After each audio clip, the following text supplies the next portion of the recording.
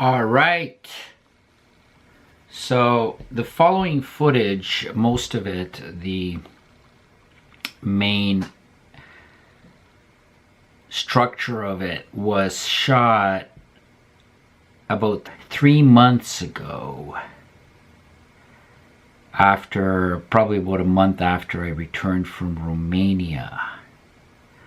So the fills were done just recently, so you're gonna see two different haircuts, I think, in this video. It's a very long video, so I would suggest that you maybe, if your attention span is like really short, then just view it 20 minutes at a time and then take a rest and come back to it or something, you know. I wouldn't want you to exhaust yourself. A lot of you have asked about my trip to Romania and what went on there and what happened, and so I figured I might as well just let it all hang out and put it to rest after this, and that's what I did. So this is kind of a long video, and it kind of leads into my Romanian climax, so to speak. And there's some surprise footage at the end of the video, so don't miss it. There should be some morsels of wisdom in there somewhere. All right? Knock yourself out. So usually single women will end up staying single women. They don't have the tools, they don't have the ability, they don't have the resources, they don't have the capacity to be in a relationship. And that's exactly what I had found with who I call now the bubble girl. and I do that affectionately. I'm not here to malign Maria. I'm not here to disparage her in any way. It was what it was. And I know that she was romantic, and she wanted to be romantic. She couldn't be. She wanted to be romantic, and she wanted to realize her fantasies, which she was very afraid to take a hold of. For fear of disappointment, being hurt, and again left with nothing. The fear of being left with nothing held her back and prevented her to show vulnerability, prevented her from being available for any relationship. She was guarded. Her bubble is her armor, and no one's getting through. She will not let anybody come through, except for maybe a fuck buddy.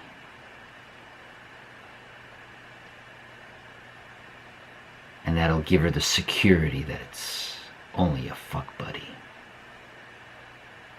who cannot hurt her. The fear to show vulnerability, the fear to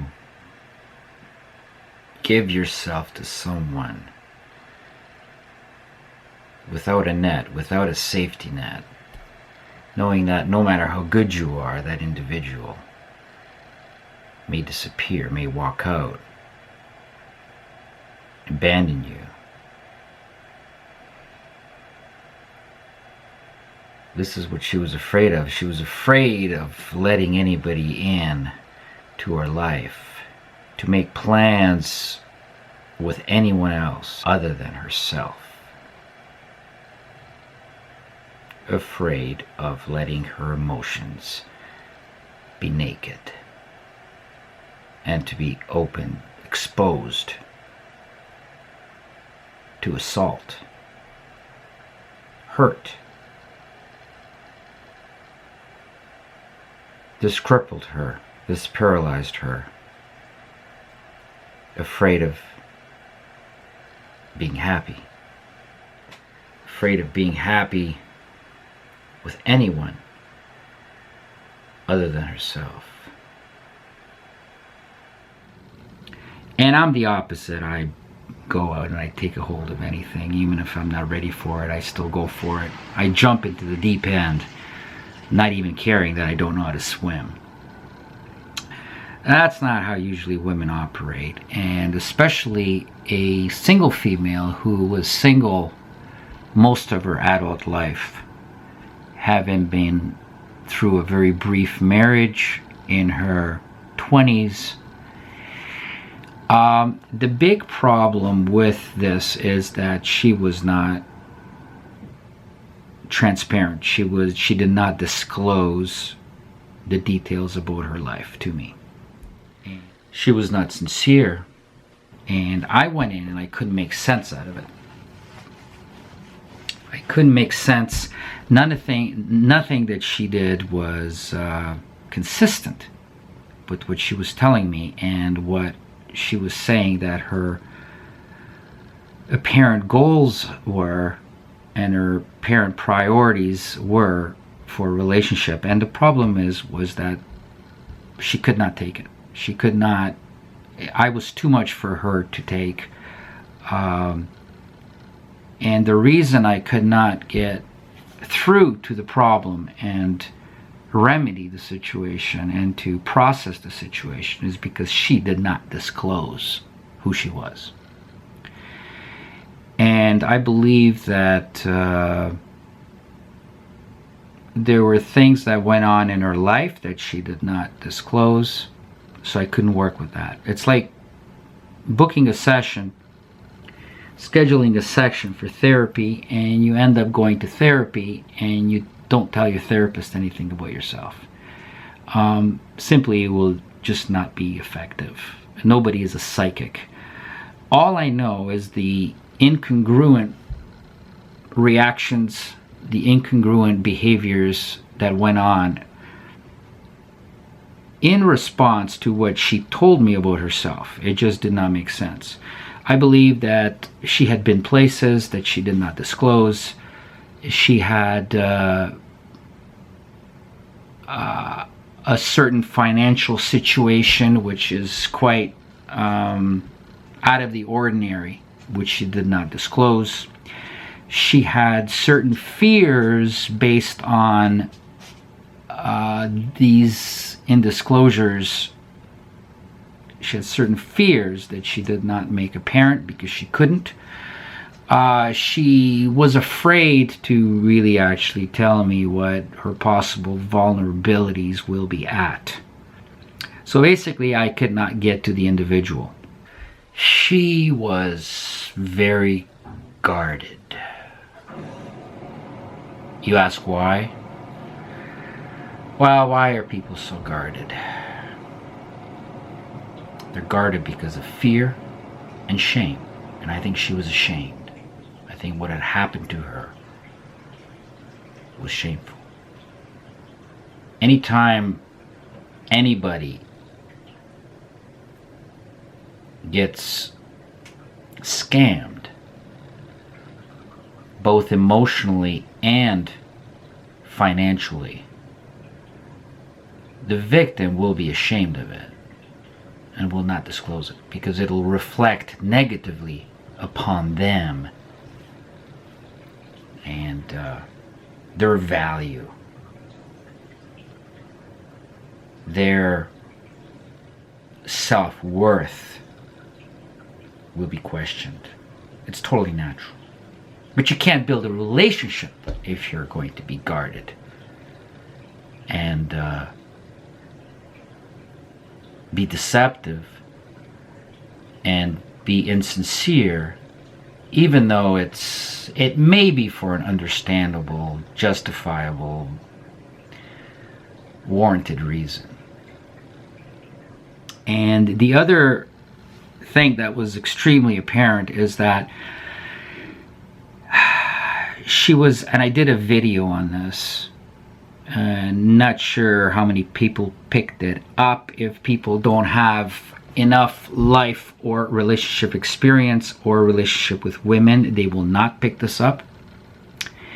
And it was regarding the development of a woman and how every woman needs to be developed, and the only way a woman could be developed is through a relationship or through relationships in plural. However, these cannot be fleeting, short-term, meaningless, unimportant, superficial relationships. They must be profound relationships, and with certain type of men, only certain type of men that can develop a woman into a mature human being. A woman can only be developed, however, by a competent man, which is a dominant male. Women can only be developed by a dominant male who will not allow himself to be suppressed by the woman, which is her tendency. Her tendency from the very first moment of meeting a man, the suppression starts. It's quite a cannibalistic situation, any relationship, by nature, by default. Those women will modify or shape the male instead of the male shaping the woman, developing the woman. It's basically a contest of domination. Who comes out? Who comes out in command? Either you or her. Who will develop who? So the male will be emasculated, even more than he already is, possibly. He will be demoralized. His dignity will be taken away. And at the same time, the woman will get no development whatsoever. So even if you have a woman who's been in a relationship with a man or several men,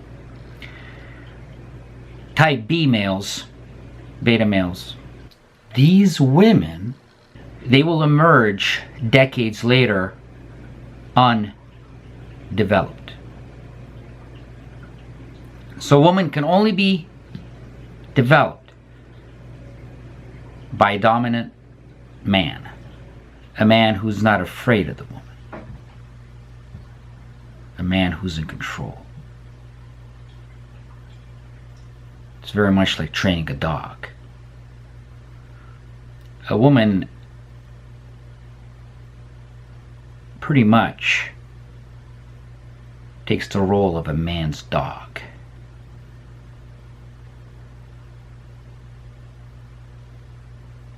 And she will be better for it. And as we know, the majority of men are very committed to their pets, to their dogs. They have a lot of emotion towards their dogs. Men treat their pets not as babies, but as partners in life. You heard what I said? Partner. If you want to be a man's partner, you have to be developed by a man. And that's a nice word, isn't it? Partner. But you ask yourself, what exactly is a partner? Isn't that what you want to be as a woman? Partners with a man? Then you better behave the right way and make the same priorities. And that's what a woman will become in a successful relationship where she's being developed by a man. And because women do come complete and do become complete at a very early age with their fully developed female nature, while men do not. Men take many years into adulthood to be nurtured into that position. And they do that through their achievements. They do that through their work. A man's work, whatever a man is involved in, doesn't matter, is what defines the man, is what defines the male. The female comes already predestined for a role. A female already comes preformed right out of puberty, even prior to puberty. Some would even say, even as a little girl, females are already formed. However, as we know, females are very deficient, and the only way that a female can come to maturity, or as close to it as a female can ever get, is to be developed by a man. And only a great man can develop a female. And I think the Bubble Girl's problem was that she had never had a type A male. And she had always had type B, passive, submissive, feminine men. In fact, she bragged about the fact that most of them were vegetarians. So all this is very telling. It's very revealing. She was very aggressive in maintaining control. She was always had to be in a dominant role, even though she fantasized about being submissive. She fantasized about being loved. She fantasized about belonging to a man. However, the truth is that she could never achieve that. She could never make it happen. She could never gather the skills to submit. It was very easy for her and very security engendering to be with a submissive male that she can control, and she had control over all of her life with such a male. And she could do with whatever she wanted with these men, and she could throw them away in any time she wanted to, as she did to her husband. After just a very short time, I'm sure within a year she was already done. And she tried something different this time, and she picked me quite instantly, and I was a very different man that she had ever had experience with. In fact, she probably never had experience with anybody like me, not even her father.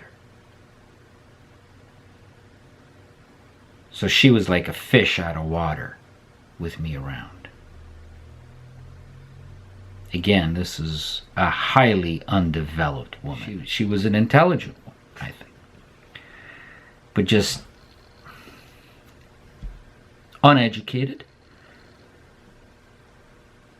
and undeveloped. And what I mean by uneducated, she wasn't stupid or anything like that. She just didn't know the details about the things.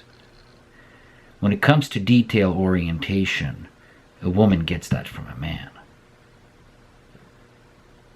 How to treat inanimate objects, for instance. How to follow procedures. How to make the right decisions. How to look at the larger picture in life. What direction to take. To be judgmental as a security measure. All these things she was uneducated in. Politics, history, opinions, convictions, passions, general knowledge. That's what I mean by education. And that is a derivative of development. Getting involved with this woman was with the trepidation that it may not work. And it may not work because I need total control myself.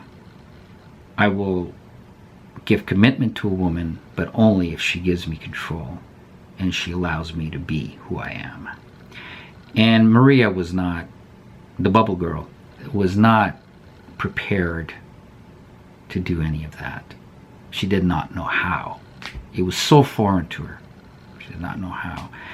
And when I come into a situation, I take over. I take over. I have to take over. It's my direction. That doesn't mean that I don't consult my partner. It doesn't mean that I have all the answers. It doesn't mean that I don't listen. I don't learn. I don't take guidance.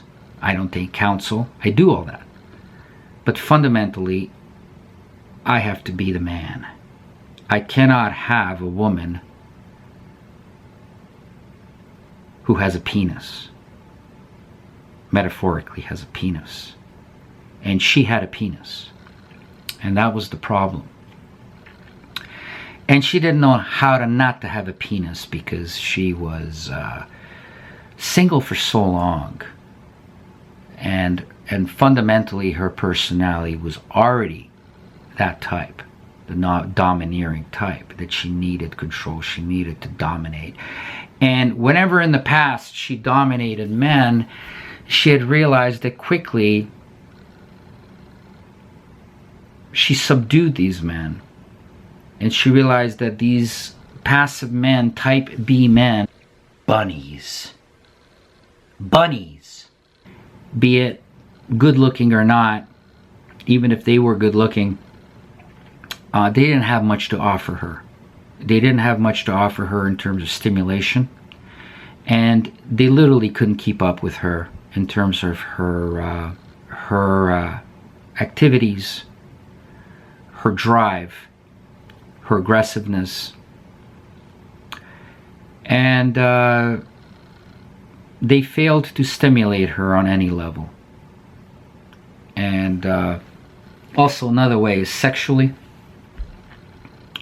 These men would not be able to offer anything of that sort. But they did offer her the ability to subjugate them, control them, suppress them. She had never made the sacrifice of making the relationship the priority. She had never made herself vulnerable enough, and she had never made herself sacrificial enough to make the relationship the priority and to make her partner the priority.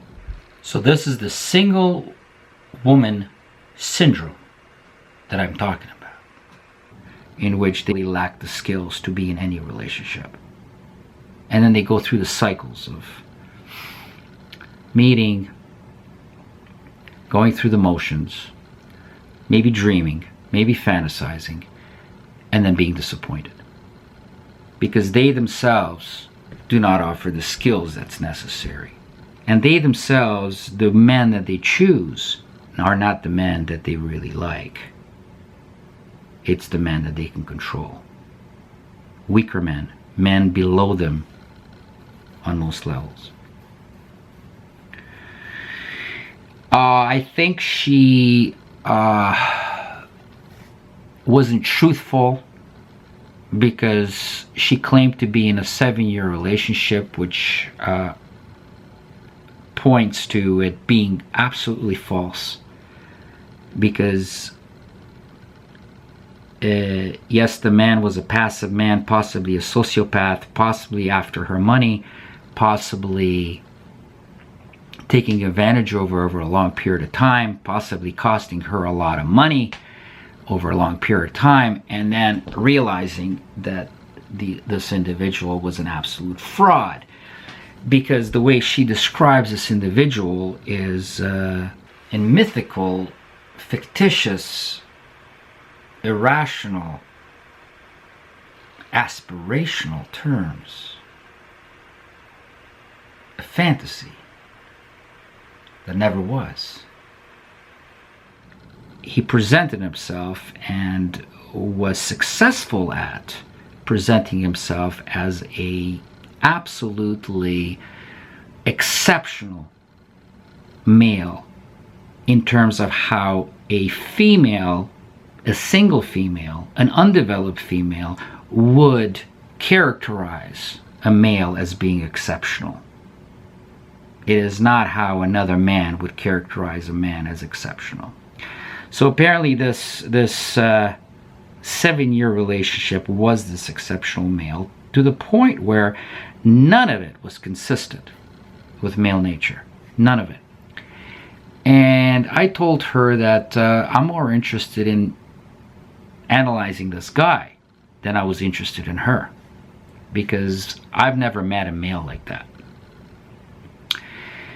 And again, I cannot comment on the actual situation because I simply don't know. She did not disclose it. Whatever she said put up a flag.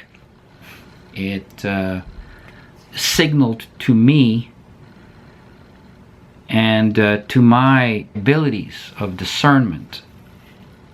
It constantly signaled as it being false. It just did not fit into any pattern of healthy male behavior. It could have been that she was a victim of a massive scam through this individual, whoever the fuck he was. As I said, that's why I was interested in the situation. She withheld a lot of information, so I could not discern the reality of it. I could not fix the problem, which I usually can. That's the business I'm in. I could not give her closure. She obviously did not have closure. She was suffering from it. And I did not know what this male was after, what he took from her in terms of material things. I know he took her spirit, he took her heart, he took her sense of trust, her security, her sense of safety. I think he also ran off with a substantial portion of her money because she has money. It affected her greatly, but it must have been a very skilled individual at pulling off scams, and he could fake sincerity greatly, which a healthy male cannot. And these kinds of males make all males look terrible. And of course, women jump on the public rhetoric and judge all men according to the few deviant ones that are out there. And conversely, you know, we cannot do that to women either. And again, I don't deal with deviance on this channel. There's enough with healthy male and female nature to deal with, and if somebody does not fit into the model of healthy male and female nature, then that's where my perceptive abilities and my discernment comes in and point out where the problem is, specific problem is. So, trying to make sense out of it all. Like I say, the whole thing is foggy to me. I can't really give you any more information that I have myself. The whole thing is foggy. She was looking for something great, something special, someone great. And she could have had it. She could have had it. But her past experiences had impeded her in being able to realize it. The other big disappointment for her, disenchantment for her, was the fact that something that I could not disclose prior, obviously, for obvious reasons. And I'm not a liar, but sometimes it's just impossible to disclose things. I did not disclose to her that I was married. So when I got there, I could understand the disappointment of her finding out that I was married.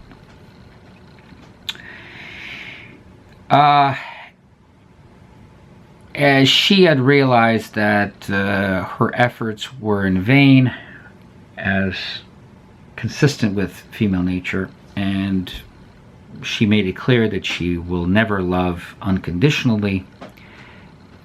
Again, males would not have reacted in this way, and if she's not number one and the only one, then she wants nothing to do with it. And because of her behavior and her very difficult personality, suffering from the single woman syndrome, and all of her fears and all of the damage that she had incurred, most of it that she did not disclose or did not disclose fully to be understood, for fear of shaming herself, for fear of being exposed, for fear of incriminating herself, for fear of looking less than the perfection that she wanted to portray. She was not very attractive to me. And I think you guys picked it up in the video, Escape to Bucharest, which I don't think she liked the comments. I don't think she liked the way I reacted to her in the comments, and she had it removed by YouTube. That's fine. That's fine. It wasn't, I don't think it was the solution. I don't think it was the antidote to her problems, but if that made her happy, that's fine. I went along with it.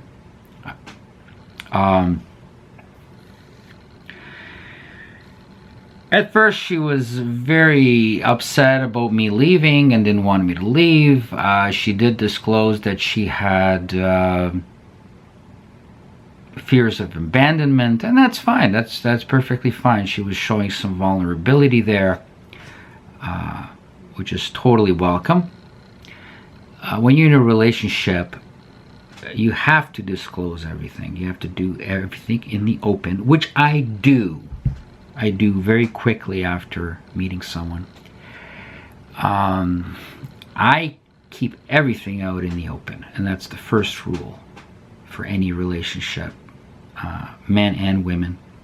If you have to hide, you shouldn't be in that relationship. If you have to do things in secret, what you're doing is you are in fact betraying the other individual, which is where the hurt actually comes from. It's not even so much in the act itself. It has to do with the cover-up. The betrayal is what's really hurtful. So within 2 days, I had disclosed to her that I was married, and prior to that, we were emailing each other for about 7 months. So it was a fairly long situation. However, it was always difficult with her. She was always impetuous, reactionary, quick to anger, quick to be hurt is what it was. And we had absolutely nothing in common. It was really, really interesting. She was hurt by such things that should not have mattered. That a healthy individual, an adjusted individual, would not be sensitive to those types of stimuli as she was. So it was very difficult to maintain the relationship. And she was a very selfish individual. Nothing would make her change or rearrange her life. You can't do that when you want. You have to surrender everything, because the relationship has to be number one if you're going to be in a relationship, if you want to be in a relationship. You can't use a potential partner and put him or her in a role of a pet. She kept saying that she doesn't have motherly instincts, paternal instincts. However, she did, very much so. And I think she longed for it. She missed it. And her dog was in fact her child. And even when we were having sex, the dog was on the bed or beside the bed. It was very, I was kind of self-conscious trying to perform when there's a dog on the bed. And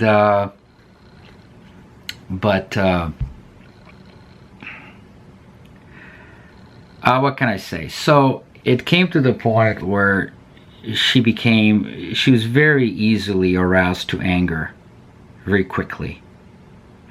And even her best friends, females, had warned me against, about her.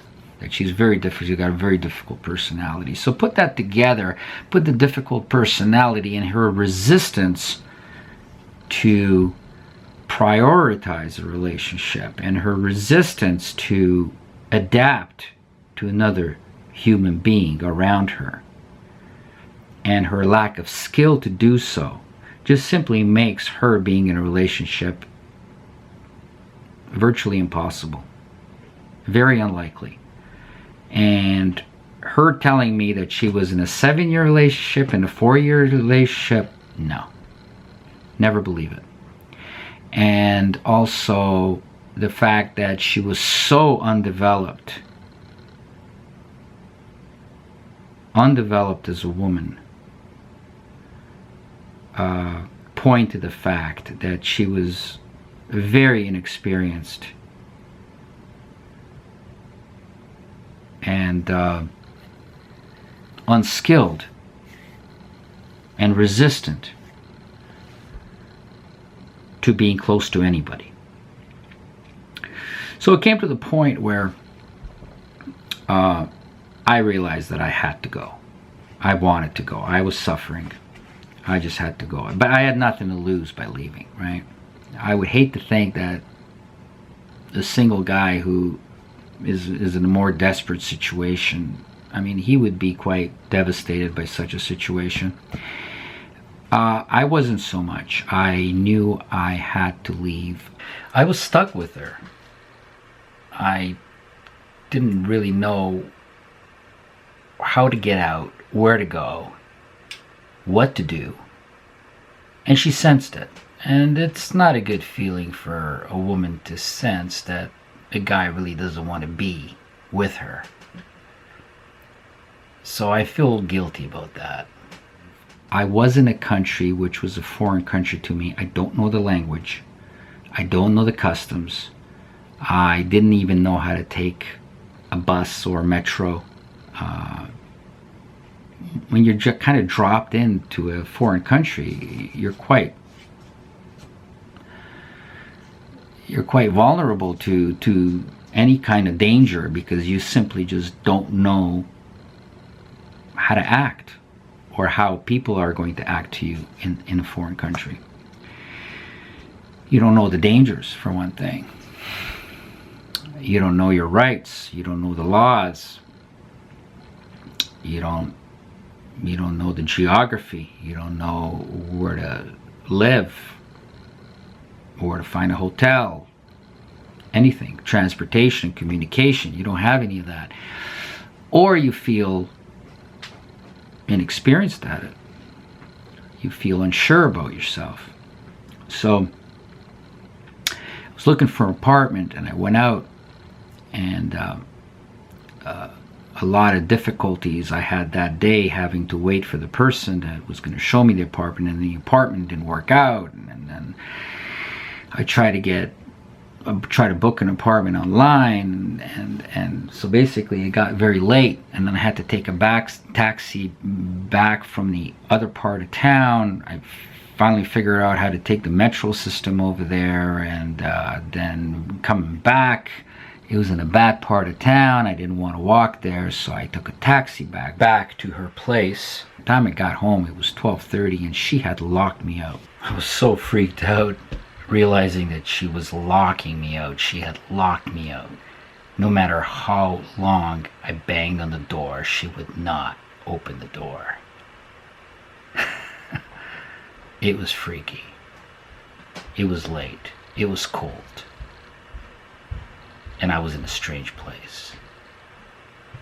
And all my money and all my stuff was inside. And she told me that she was going to leave for the weekend for 4 days. And she locked me out. And I knocked on her door for about an hour. She would not let me in. I knew she was inside. It was a very nasty thing to do, but she realized she wasn't going to get anything out of me, and there was no future for her with me. And so she decided, out of anger, to lock me up. I heard her inside. Her dog barked once, and then she quieted her dog. Now, I don't know how the hell anyone can quiet a small yappy dog, but she did it. I knew she was inside. Turned the lights off and would not open the door. And I had no access to anything of mine in this foreign country. Even though it's the country of my birth, it's still a foreign country. I mean, I hadn't been there for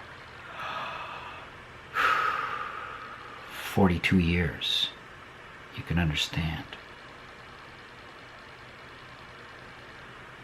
So after an hour and a half of walking around, going back to her door, knocking on her door, banging on her door, waking up the neighbors, whatever it was, after an hour and a half, I called the police.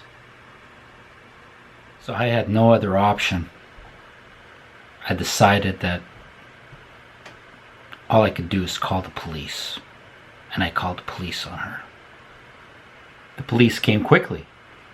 And the police said that by law, they can't break in at night. They got to break in the morning. So she heard the police and opened the door finally in the presence of the police. So she said she wants me out, pack my stuff, and leave. And I said, no problem. I said, I am leaving in the morning. I said to her, just let me sleep here one more night, and then I can pack in the morning. I could take my time packing in the morning instead of just throwing all my things together and, you know, and leaving things behind, which I did. Which she later gave me. A few days later, a week later, she gave me those things. But I just want to bring to your attention a situation like this in a foreign country with a strange woman. It can get potentially very dangerous. It could get potentially tragic and catastrophic. Now, I think the Bubble Girl, even though she is vindictive, aggressive, retaliatory, I escaped a potential disaster. With the police, it was very uncomfortable that they did not speak English. I didn't think that was professional, and could have resulted in potentially very negative ramifications for me. I was simply unable to defend myself in any way. I was not able to communicate with anybody that evening. I suppose the police are quite come from the uneducated class, and I was surprised that they did not speak English. Even basic English would have been good. They didn't speak English at all, and the bubble girl would be yapping away, was putting on the drama, acting as the victim, trying to befriend the police, trying to get them on her side, trying to make me look like I was the villain, and acting really indignant, like I've really wronged her in the worst way. And I was just fearful that she would accuse me of something that I didn't do. It can be potentially very dangerous for a guy. Me not knowing what she was saying, it can be potentially dangerous. I mean, a more nastier woman, which is hard to believe that there's any woman nastier than the bubble girl is. Someone with less dignity, less integrity, a more unscrupulous, a more nefarious woman could have caused tremendous harm, tremendous damage, a catastrophe, in fact, in a foreign country to a vulnerable man. Any woman could make a false claim as to any type of criminal activity that the man is claimed to have perpetrated. She could have said I raped her. She could have said that I stole her money, I robbed her, anything. Hit her, anything. So there's a real danger. There's a real danger in that. A very, very possible danger. And with a man in a foreign country not knowing the language, the police not knowing how to speak English, inability to communicate, I was at her mercy. And she knew it.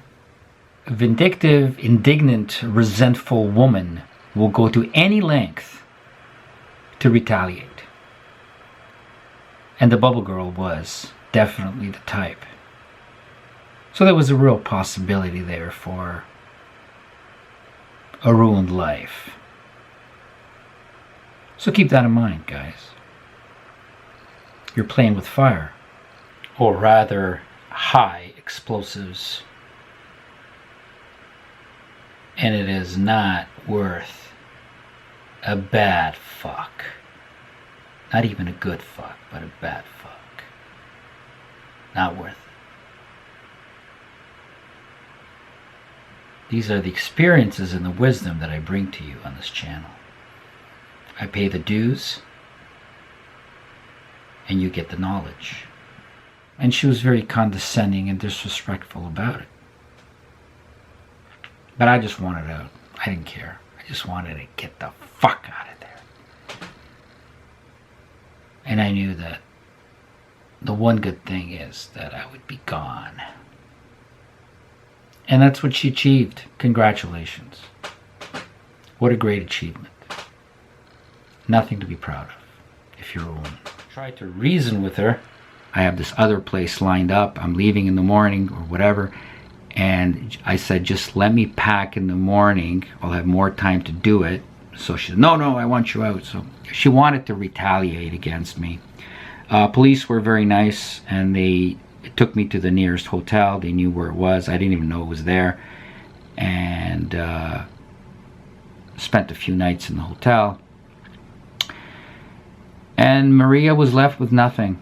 Absolutely nothing. And I gave her every chance, but she just could not be receptive. she was not adaptive and flexible in this possible relationship.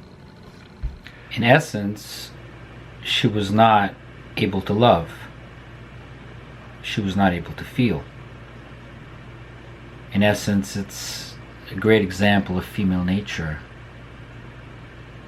What is in it for me is how she approached it. What is the template? Does he fit the template? And they lose out. They end up with nothing. All they end up with is a fuck buddy. At best. I mean, aside from the fact, was I attracted to her or not? It doesn't matter. I don't want to go into that. And, besides the fact that was she my type, was she at my level, it doesn't matter. Don't want to go into that. It's more of a teachable moment right now and a teachable topic to analyze the relationship attributes regarding the single, undeveloped woman in a relationship with a man who is developed, in a relationship with a type A male that she's not used to at all. We were completely mismatched. And that's where all the tension came from, all the stress and the discord and the dissonance came from this absolutely complete mismatch. Because we came from very different relationship backgrounds and developmental stages. Very important when you're in a relationship with someone. You have to match in development. And a type A male is going to be the center. It's not going to be the woman that's the center. I talk a lot about conceding to a female in a relationship. Yes. However, it's not as simple as that, guys. You concede if you find reasons to concede. And you give commitment if there's worth. If the person is worthy for commitment. But that woman has to submit. That woman has to submit, has to respect, has to exalt the male. Has to make the male feel masculine. And unfortunately, Maria, the only thing Maria can do, the bubble girl can do, is to make a guy go limp. All right? Make a guy go limp. And that's the worst thing that a woman can do, is to take away a man's masculinity. And like I said, I was not in danger. I didn't have anything to lose. The only thing I had to lose is the convenience of having a place to stay, eat, to get transportation. That's what I had to lose. It was considerable inconvenience and a possibility of real danger that I was concerned with. And also, what the hell to do for another 5 weeks of my trip in Romania. I wanted to have convenience and pack in the morning. And she did that to me unexpectedly. Yes, I was trapped there. I could not leave. I wanted to leave. And I would have left. At that point, I did not know what I was going to do with my trip.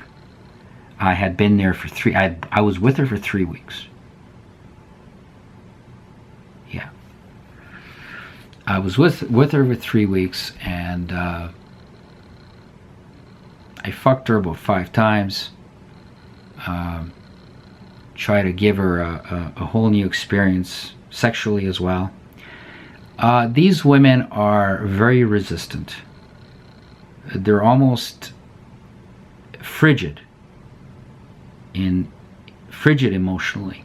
And those women are very hard to deal with. They're very hard to affect, very hard to have agency over. And a man's sexuality functions and is predicated upon having agency over the female. And this is what women don't understand. And especially these types of women who are so assertive. They're overly assertive. They're overly aggressive, domineering, to the point where they're almost masculine. And those types of women, literally, they emasculate the man, any man, especially a type B. A type B doesn't fight against this. A type B takes the abuse. These women are abusive. And the important thing to keep in mind and to understand that these women are specifically looking for, hunting for, they're the predators for bunnies. They want bunnies. They want to absolutely control, dominate, suppress, subjugate, and demasculate a bunny. And the type B male is a bunny. And the type B male has no resistance, no protection against such women. And there's a lot of these women, especially these days. It's in vogue. These women are groomed to be the way they are. So bunny has no chance. These women will direct the bunny in any direction that they want to go in. The bunny has nothing to say or to do in the situation. Let him dare. She will show him who's boss. Of course, it's very threatening for any male with any amount of masculinity to admit to this. And I know I'm going to get backlash against this, but it's the way the process works. And if you deny this process, you will be a victim of these women, of these types of women, these types of predatory, abusive women. And maybe you already have been a victim. In effect, the bubble girl was abusive. So after that,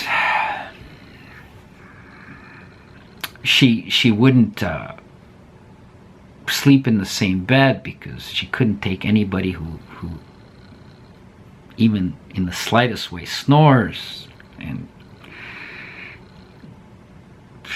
you know, it's crazy. It's crazy. She did not make herself available. These women don't make themselves available. They are so unaccustomed in living with anyone, in sharing their life with anyone, in adapting to anyone, in making anyone a priority other than themselves, that they're not able to live with anyone. And no wonder that they're single. She was 41. She ruined her own birthday. She was fantasizing her birthday with me. Well, that didn't happen because I was gone before her birthday. And she would not let me, if she found a little speck of dirt under my fingernails, she would not let me finger her, you know.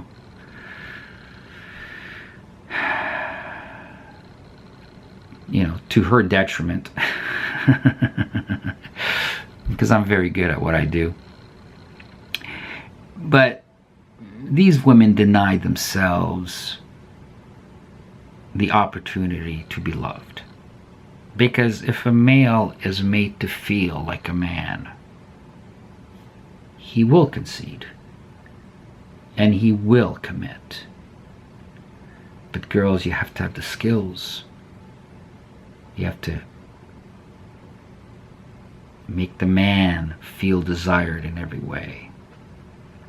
Because remember, for a man, it's all about validation. If he doesn't receive validation, he's not going to put out. He's not going to put out in any way, shape, or form. The result is that he's definitely not going to give commitment. But he won't even do the physical if he's being turned off and not getting validation. If a man is not receiving validation, the most that you will get is a fuck buddy. Somebody comes and leaves you with absolutely nothing. A single woman usually ends up with a fuck buddy, not a partner. And it's sad. And she'll try to justify it, and she'll try to validate that. And she'll engage in considerable assuagement and self-appeasement in order to preserve her situation and her dignity. But all she has is a fuck buddy. And the fuck buddy is not to have any needs, not to touch anything, not to be noticed, not to have any demands or expectations. Just come in, do the job, and go. And leave the single woman to her cherished single life. The relationship incompatible single woman simply objectifies any male, and he is expected to be nothing more other than being an accessory to her life, to her selfishness, to her complete self-engagement. In fact, she will even demand separate rooms. A single woman of this type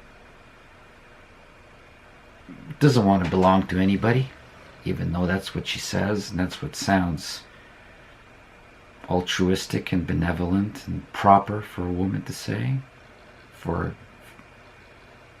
consistent with femininity. She's playing the female role even for her own satisfaction. She's got to fit the mold. She's got to fit the mold to be consistent with the female image. And then she's the good girl. She remains the good girl. And she can only be the victimized one in the relationship. Nothing more.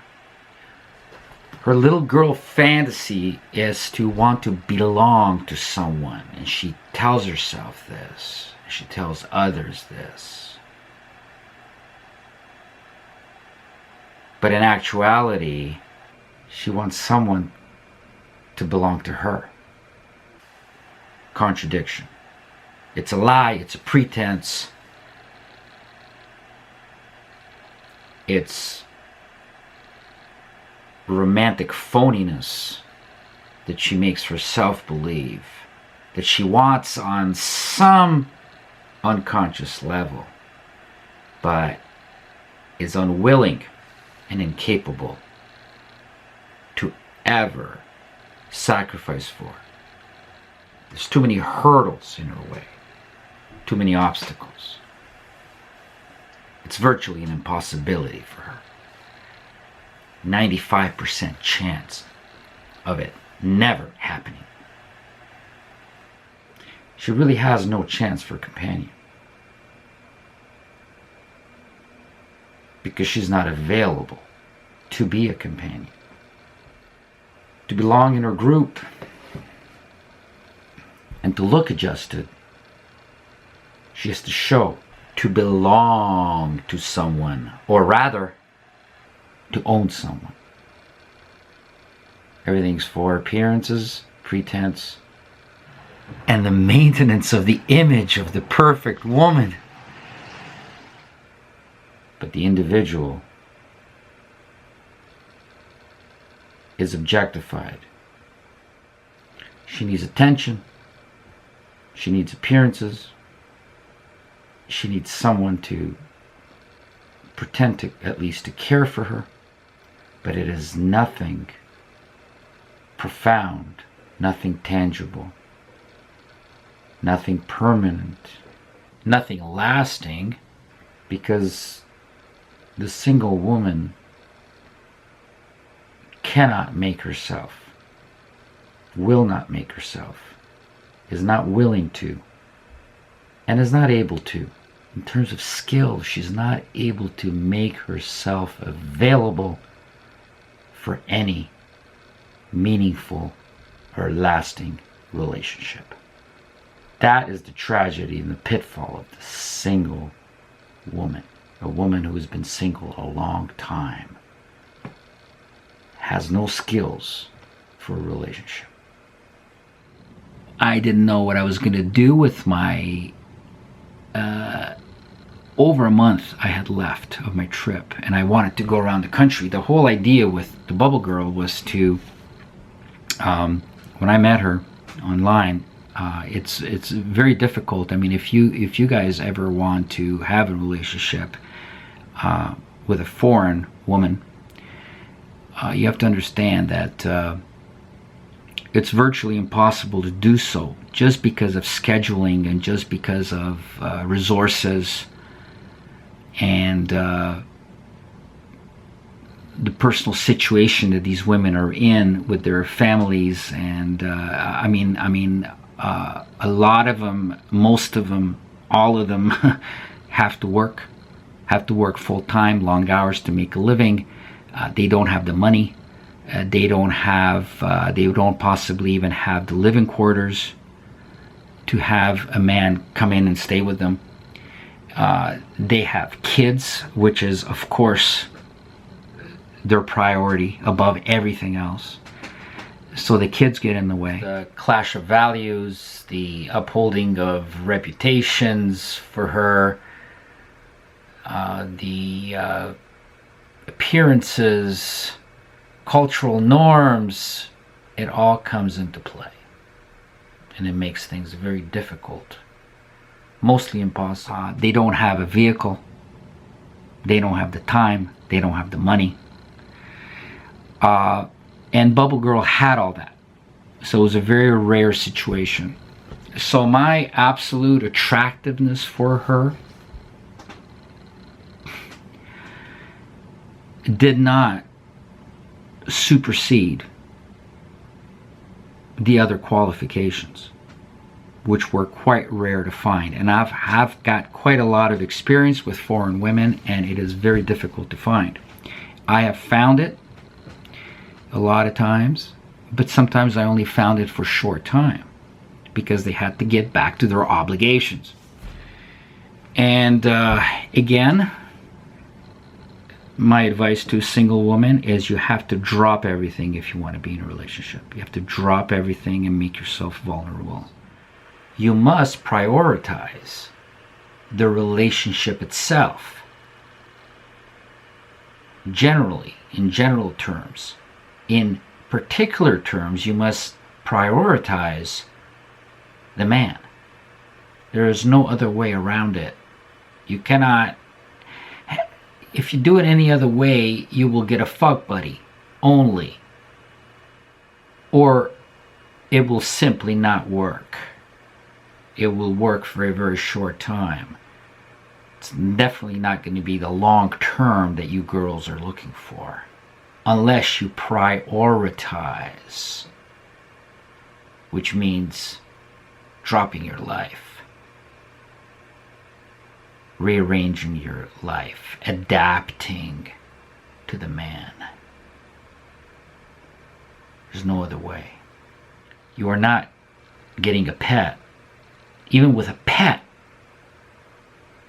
you have to arrange your life around the pet, don't you? You have to take care of that pet. You have to spend time with that pet. You have to involve your life with the pet. Take an interest in all aspects of that individual's life. Many times in advance of your own. Now with a mate, it goes way further than that as well.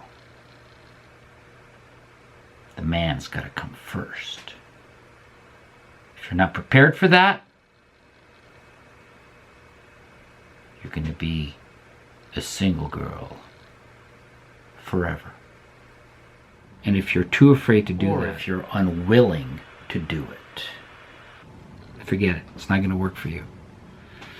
So what I did is about a week I called my wife, sent her a ticket, and within a week she arrived, and we rented a car and we drove across the country, and I call that my tour of Romania. Went back to my hometown Cluj, went all the way up from Bucharest up north into Transylvania, across the mountains, saw all the beautiful places, and Romania is quite overlooked on the world stage as to being a destination. And it's unfortunate because it's a wonderful country. The people are extremely friendly by nature. Genetics or something. They're very, very friendly people. They're always partying and they're always socializing. That's one thing that USA and especially Canada lacks, is the openness and the warmth in socializing with each other. Canada, by large, the people are cold people, cold individuals, cold climate, cold individuals. So it's very, it's a very pleasant change for me to go to these countries. And Romania so far is the best in terms of just very friendly people, social people. We rented this car. We slept in hostels the whole time. Hostels, which is shared accommodations. We met a lot of interesting people that were on the road the way we were. A lot of young people mainly. And we just had a very romantic trip. It's something that the bubble girl was waiting for, and it was expecting, and was fantasizing about, and she did not get it. And you know what? I don't want to malign her here, because I'm sorry. I'm sorry about it. If I seem at all a little bit down or depressed during this video, it's because I'm depressed for her. I have feelings. I am not a sociopath. Definitely the opposite of it. And I have a bit of guilt about it, I guess, for letting her down. Even though she was very nasty towards the end. I forgive her. I forgive her. And I truly feel sorry for her. And my intention was to actually make her happy. Making her happy would have made me happy. But it was an impossible situation. She made it undoable, impossible, unworkable. So I had to get out. I had no choice. And she ruined it for herself. I gave her every opportunity. In fact, I give every woman the opportunity. If you can prove yourself to be better than my wife, I will divorce my wife. It's an open invitation, but they all fail. They all fail one after the other. They disqualify themselves. It's crazy. Absolutely crazy how incompetent they are. Especially single women are very, married women who had been married in the past have been developed to varying degrees, which makes things a lot easier, and they can relate to a man much better. Previously married women are much more compatible to be with, but single women simply don't have the skills. Simply don't, and they have considerably resistance against conceding to a man. They don't have the feminine skills, is what I find. My wife and I, we drove and we hit all the beautiful spots. You saw the video about the salt mine and salt lakes, mountains, beautiful roads, villages, the Black Sea, my hometown, Cluj. We basically toured all of Transylvania, from Bucharest up to Cluj and back a different way, followed by a trip to the Black Sea, spending a few days, well actually spending about a week at the Black Sea. Just had an experience everywhere we went. Every single day we had a new adventure. This was a trip of adventure. And then we made it all the way up to Cluj, which is my hometown. It's where I was born, where I lived for the first 10 years of my life. And we stayed at a hostel literally 100 meters from where I was born, where I lived, where our family lived for 100 years. And we lived right downtown Cluj. I come from a educated, upper class, elite family, and we lived there for over 100 years in that home. It's in a old building. I mean, they're all old buildings over there, but the communists came around. They took away a large part of our dwelling, because what they did is they brought in peasants from the villages, the countryside, the farms, or the uneducated proletariat, and they allocated the property of the well-to-do, or anybody of means of an education, and they gave it to the peasants. So they moved the peasants in. It's social engineering to move the peasants in to live with the aristocracy, basically. After communism fell in 1989, people were demanding, and they were actually given back what was stolen from them. Land, real estate, wealth in general, and some got substantial amount of compensation and that's how many Romanians became quite wealthy after the fall of communism. In my estimation, I believe that this was the Bubble Girl's family situation, and why she has a substantial amount of money and can live the life that she does lead. Newly found wealth, which she inherited.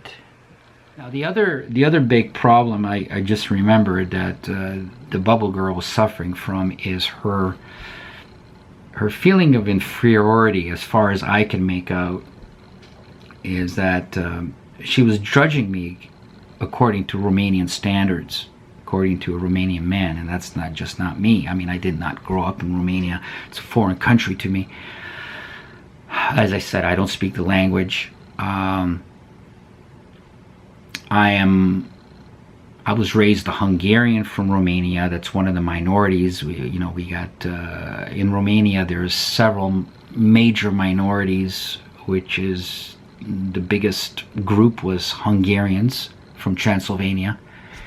And then they had Germans, Germanic type of people, Saxons is what they call it, also from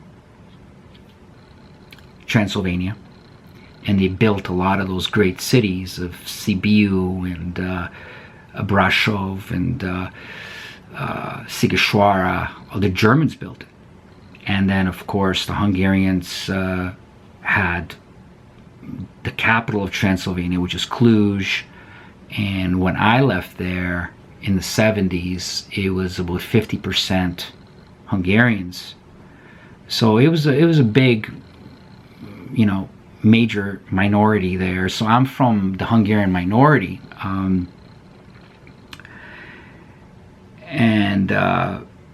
But it's just wonderful to see now that the way Romanians and Hungarians are totally live like brothers side by side. It's very nice. I didn't encounter any racism or anything like that.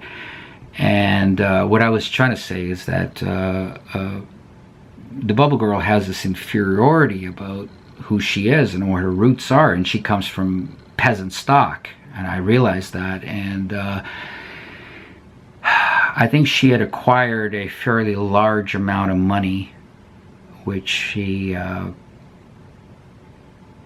is not disclosing, keeps it hidden. At the same time, she's flaunting. And anytime, she's very sensitive to money. She's very sensitive. Every time I bring up a price or I question what something costs, she would be very much under tension. And she was very much under tension, I have to stress this, because of me. My presence was causing her great uneasiness. Just the way my personality is in comparison to her personality. It just absolutely,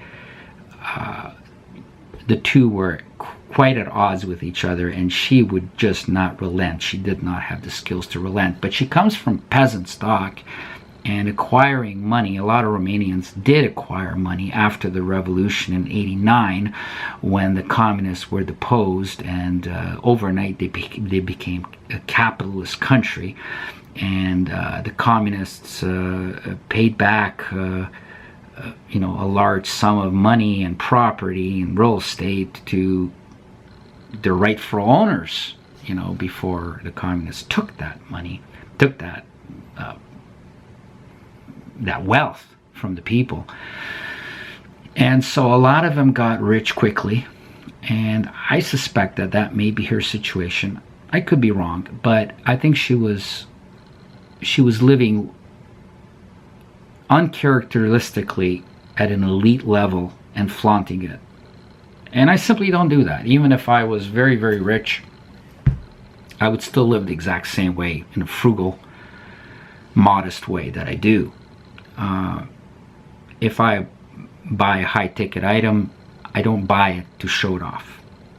I don't buy it to... And Romania has a big problem with that, with people showing off and people being pretentious about everything, because they never had it before. They had one salami hanging in the butcher shop before, and a whole lineup of people trying to get it and fighting over it. And now they have an abundance of everything, food, material goods, everything, and they want to differentiate themselves from the lower classes. In Romania, you only have two classes. You have the neo-elite, okay, who are educated or uneducated, it doesn't matter now, but they have money. And then they have the peasants, which are the poor. There's no middle class, or not a very pronounced middle class. And those ones, like the Bubble Girl, who come from a peasant background, from a village, and they get into a big city, they like to live by excess, and they like to show excess in order to rise above the lower classes. Whereas before, education was the key to living in the upper classes. Now it's simply money and material possessions. To anyone from the West, someone like me who has basically grown up as a Canadian, it is quite disturbing and quite repugnant and very primitive Some Romanians know this, feel the same way, and they figure that it's going to take one more generation for the situation to level off and become adjusted to reality. So the primitive classes, the uneducated classes, the peasant class, the proletariat class, they want to distance themselves. Sadly, they want to distance themselves, and they're ashamed of who they are. It's self-loathing or whatever, and to me that doesn't matter. If one is from the West and is used to the values and the principles under which one lives in the West, none of this matters, and it seems very strange and uncomfortable, this class struggle, this class competition, this pretentiousness, this condescension that is continually present in that society, in a formerly totalitarian, agrarian, almost serf structured society. Oh, the other minority, which is also a major minority in Romania, is gypsies. And they are not Romanians. They originate from India, Pakistan. Hundreds of years ago, they came as wandering people, and they infiltrated all of Europe. So if you know anything about gypsies, you can make your own judgment about them. But the peasant class was the majority of the class in Romania. You know, since it doesn't matter what century we're talking about, and I come from an educated class. We never lived in the country.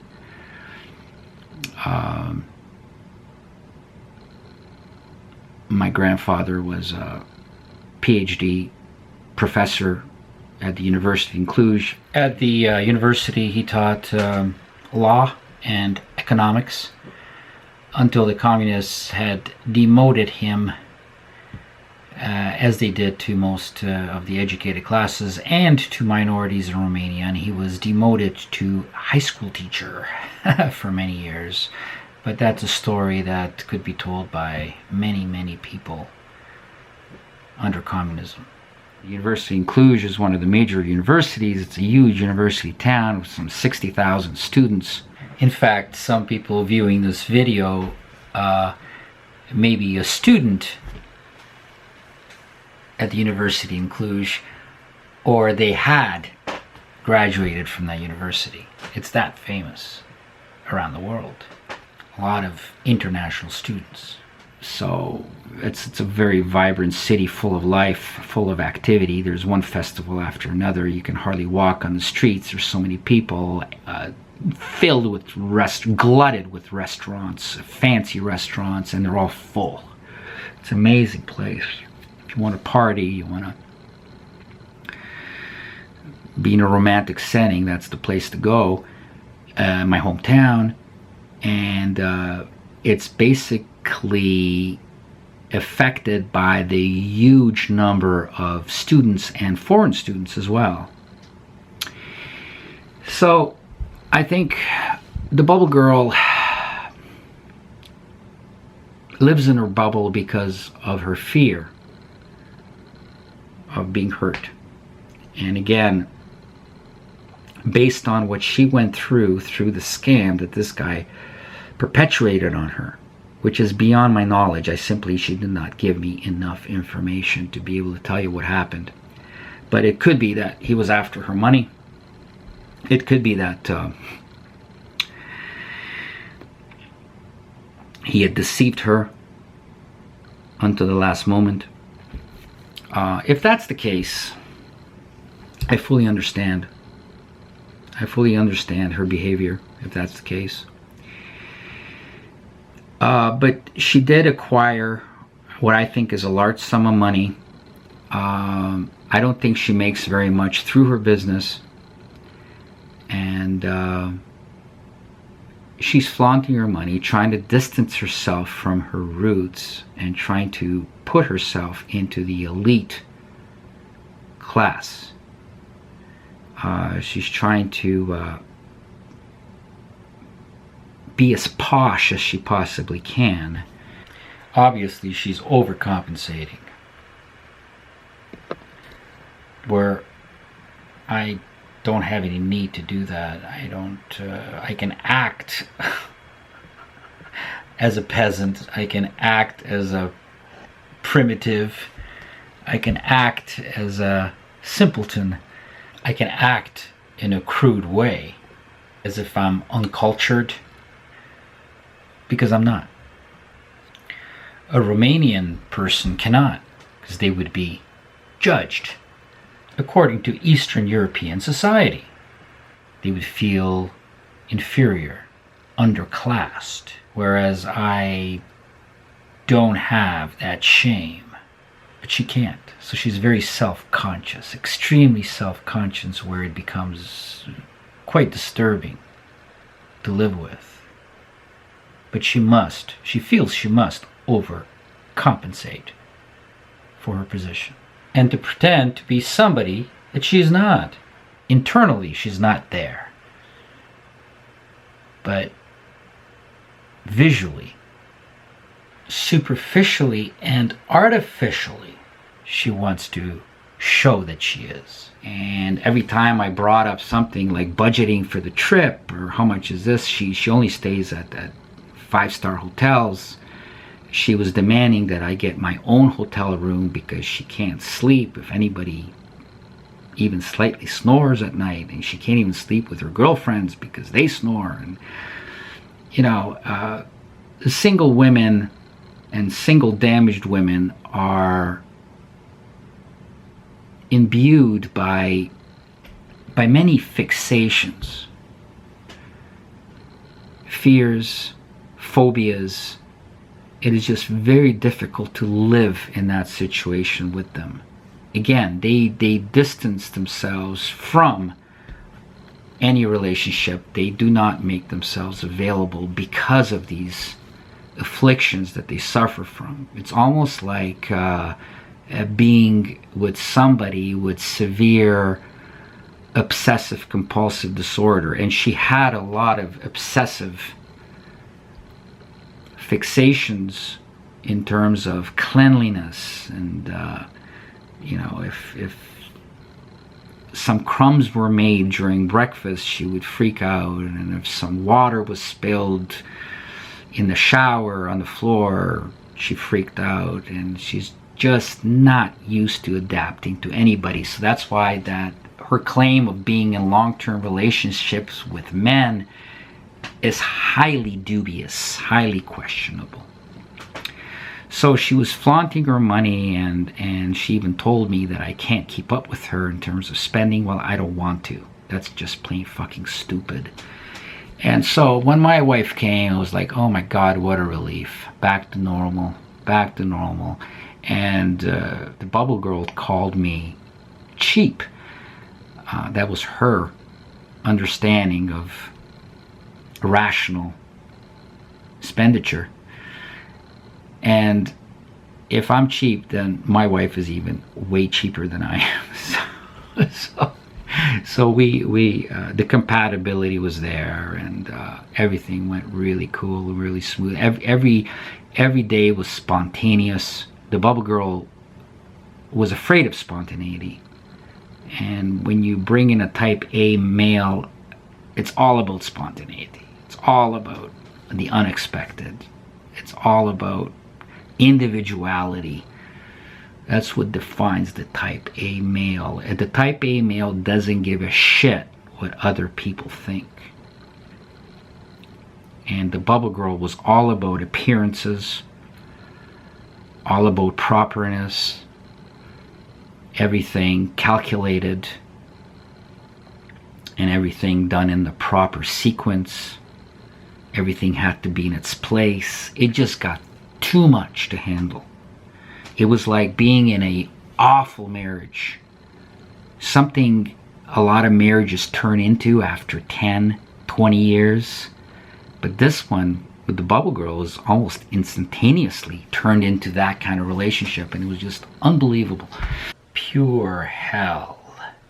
So we had a great adventure with my wife, and we traveled everywhere.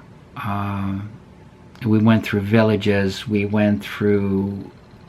ate on the street. The Bubble Girl wouldn't eat on the street. The Bubble Girl wouldn't associate with locals because they were low class. They reminded her of her roots. And I find it fascinating to eat one of the foods there they have that's wonderful. It's kind of like a sausage. It's called mitzi, and I love to have that on a at a street barbecue where there's a gathering of Romanians. And yes, they're lower class people, but they're friendly and they're wonderful, and they're not stupid, and they're not they're not primitive. According to the Bubble Girl, they are. And she was horrified that I had mitzi in a park. Of course, that's the way we live in Canada and the US. We go out and we barbecue and we eat out, and in nature, and she was horrified that they were also selling beer, and they just opened up the beer and they gave it to you like that, and I had beer from the bottle. It's like, oh my God. So all this is new to anybody who is raised in North America. In Can-Am is what I call it, Canada, America. Culturally, we're quite different, so it was a cultural shock, especially around people like the Bubble Girl, who wanted to distance herself so desperately from the average folk, where for me, it's all exotic, it's all wonderful, it's all of great interest to me to be involved with what Romania is and still is. I mean, I talk to shepherds, and I talk to villagers, and I talk to gypsies, little gypsy kids who scammed me for 5 lei. Couldn't believe it. what a style they got, my God. Well, it's all harmless, but it can get dangerous as well. I talk to everybody. I talk to shopkeepers. I talk to people on the street, asking for directions all the time. I talk to everybody in the hostels and attraction places and thermal baths, and I talk to everybody everywhere because it's fascinating for me to become part of the culture which I was once normal to me and ordinary to me, and now it's very strange and exotic, and I feel out of place. But the Bubble Girl didn't share my enthusiasm. She was just condescending to these people because she thought that they were all below her. It doesn't matter if they're below you. You can still learn a lot from anybody. And that's what I do. Average people all over the place. We've been through some ugly cities as well that the communists had built up artificially, and they put some artificially invented factories, industries that failed, but they kept them running like that. They were involved in social engineering. That was their main goal, and a lot of the country was wasted because of these criminals is what they are, and some of it is still going on in the country. But anyway, so we worked our way up to Cluj, which is in the center of Transylvania, and then we went back a different route, and we bypassed Bucharest and went to the Black Sea, spent several days in Constanța, which is the big port there. Nice city, a lot of money there, by the way. And went to the beach. Unfortunately, the sea was a bit too cold for us, but we worked out on the beach. Maybe I'm going to show some footage. I have lots of footage. I don't know if you want to see it or not. You let me know. I call it the tour of Romania. So we went to the sea, spent a few days there, I don't know, probably about 5 days, and then we went back to Bucharest, dropped off the rental car, and got on the plane. We met a lot of interesting people along the way, and learned from all of them. We taught them a lot of things about our way of thinking. And that's basically it. And then I came back, and then I was very busy with a lot of stuff that needed to be done. Had to catch up with everything, and here I was, back in a different world again, back to normal. I appreciate my home here in Canada a lot more, and it's something that I prescribe for anybody to do. Just get out there and shock your system. Don't be a tourist, but go on an adventure. It was basically camping. The bubble girl hated camping. She hated tents. She hated anything dirty. One thing that I love is to go to open air markets, farmers markets, which is the fabric, the essence of these Eastern European countries, either Romania or Hungary. And it's where the people that have land, they grow their own vegetables, and you get a lot better stuff, and you don't get stuff with chemicals on it or genetically modified, and you get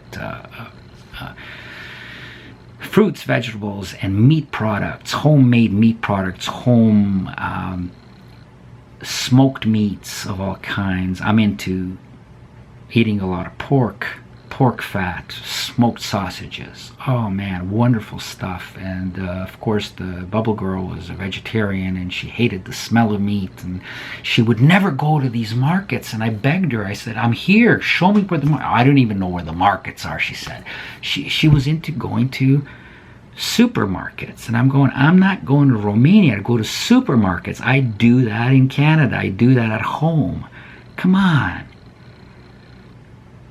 So she finally, reluctantly, repulsed, took me to these open air markets, and I loved it. And I bought the food that I eat, and she hated the smell of it in her refrigerator, her pristine, her sanitary, her sanitized, her sterile home and environment. She hated all that stuff.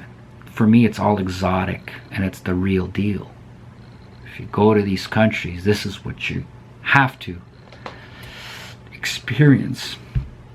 So, wife and I, we went all over to these markets, every city that we went to, and that was our diet.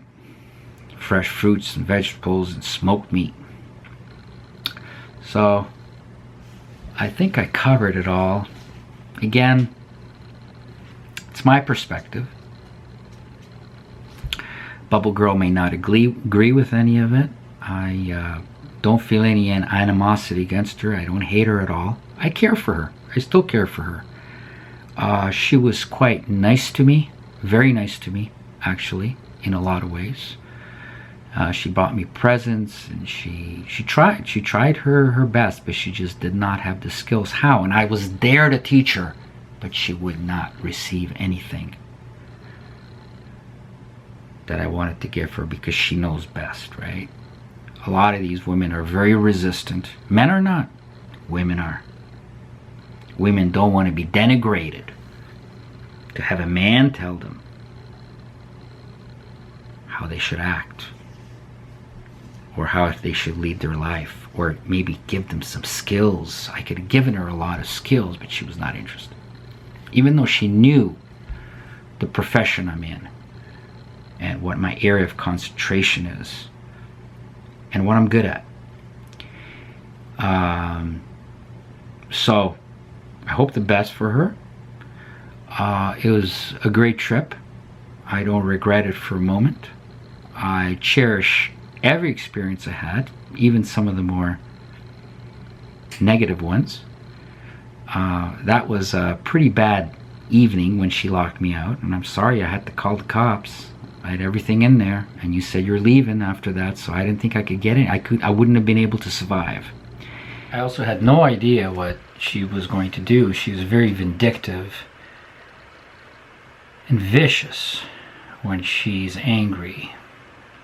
And I think she would have gone to any length to retaliation against me. I did let her down. I did. And, but she could have made the best of it. She could have seduced me. She just didn't know how. So, yeah, she was left with nothing. Left with nothing. And I'm sorry about that. I really am. I gave her a good time. I tried to. The trip overall was an important one, and everything worked out for the best, and I want to go again. So thanks for watching, and I'll have another video, a different topic for you. Take care. Love you all.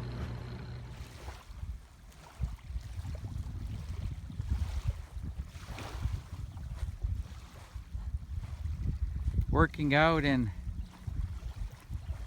the port of Constanța, which is the major port here in Romania, where all the ships come in, and they have a beach here for the city. There's lots of beaches here, some more touristic than others, and here we are working out on the beach. And here's an old woman that looks good because she works out. And she cut down her smoking to only 2 packs a day, so she's doing well. And here I am. There I am, and I'm working out. We're hoping to stay young for a long time.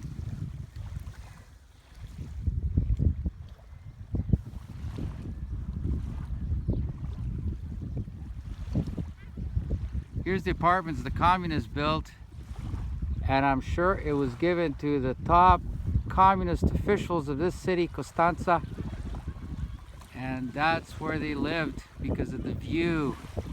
And I asked a local person, where do they live now? And they said, right over there. And there they have the new single family villas, mansions, right back there. And so the nasty communists who stole from the people of the country are walking among us, richer than ever. There's more Mercedes, BMWs, and Land Rovers, and Jaguars, and everything else here that I've seen anywhere else. And here's the view into the Black Sea. Black Sea. There's the Black Sea. And there's the old woman working out.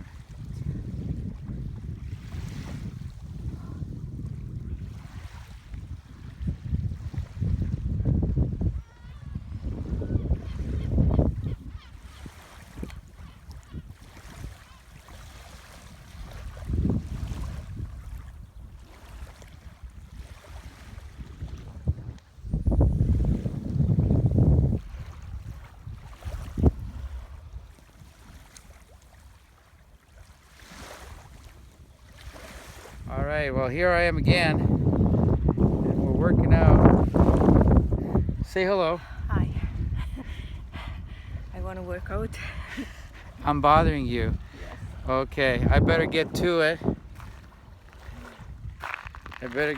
And work out myself. I'm just procrastinating. I got a bit of a migraine today.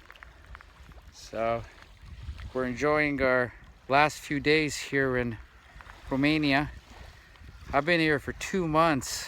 Oh my goodness. It's a cultural shock. It'll be a cultural shock to return as well. But we'll see how that goes. Nice video. After the workout in the Black Sea. Yeah. Salty water? How salty is it? I don't know. I haven't tasted yet.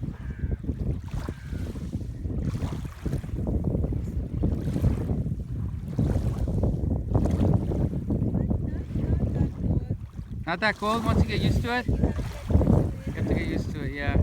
Okay, I'll come in later.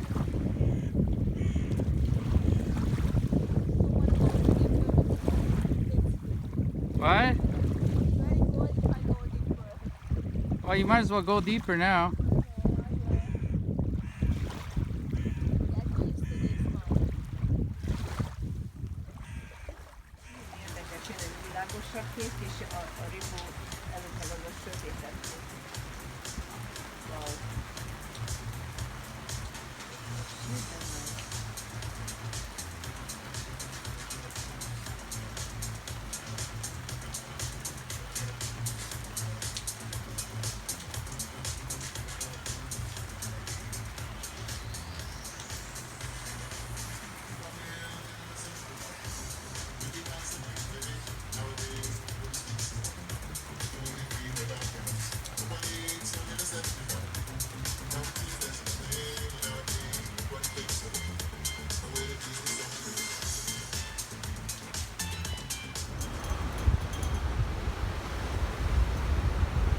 Igen, de fönt nem jönnék a high season-be ide.